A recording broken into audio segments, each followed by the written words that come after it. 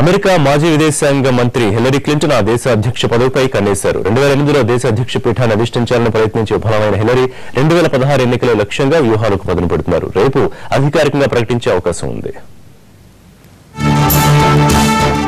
America విదేశీ వ్యవహారాల శాఖ మాజీ కార్యదర్శి హిల్లరీ క్లింటన్ ఆ దేశాధ్యక్ష పదవికి పోటీ చేయనున్నారు. ఈ పోటీకి సంబంధించిన వివరాలను త్వరలోనే వెల్లడించనున్నట్టు అధికారిక వర్గాలు వెల్లడించాయి. గతంలో అధ్యక్ష పదవికి జరిగిన ఎన్నికల్లో బరాక్ ఒబామా ప్రత్యర్థిగా బరిలోకి హిల్లరీ క్లింటన్ ఓడిపోయారు. వచ్చే ఏడాది జరిగే ఎన్నికల్లో మరోసారి బరిలో దిగేందుకు సరంజామాను సిద్దం చేసుకుంటున్నారు.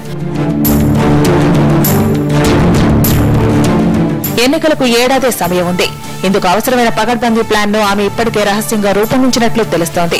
అమెరికా అధ్యక్షుడిగా బరాక్ ఒబామా శకం ముగుస్తుండటంతో ఆయన వారసుడు కోసం ప్రయత్నాలు ప్రారంభమయ్యాయి. డెమోక్రాట్లు, రిపబ్లికన్లు రెండు పార్టీలు విరాళాలిచ్చే దాతలను వెతికే పనిలో పడ్డాయి. అందరికంటే ముందు ఓటింగ్ జరిగే లోవా, న్యూ హంప్షైర్, దక్షిణ కరోలినా రాష్ట్రాల్లో పర్యటనలు కూడా ప్రారంభమయ్యాయి. రిపబ్లికన్ పార్టీ తరఫున నిధుల సేకరణ, నామినేషన్ కోసం ప్రాథమికంగా నిర్వహించే పోటీలో హిల్లరీ ముందంజలో ఉన్నారు. మాజీ అధ్యక్షుడు బిల్ క్లింటన్ భార్యగా, మాజీ మంత్రిగా హిల్లరీకి దేశమంతా సుపరిచితురాలు కాబట్టి ఆమె అభ్యర్థిత్వానికి ఆమోదం లభించే అవకాశాలు ఎక్కువగా కనిపిస్తున్నాయి. హిల్లరీకి సొంత పార్టీలో పోటీ బలంగానే ఉంది. ఎక్కువ మంది డెమోక్రాట్లు హిల్లరీ అభ్యర్థిత్వానికి మద్దతిస్తున్నారు. అయితే సొంత పార్టీలో పోటీదారులు ఓడించి అధ్యక్ష పోటీలో నిలబడతారా లేదా అన్నది తెలియాలంటే మరో ఏడాది వరకు ఆగాల్సిందే.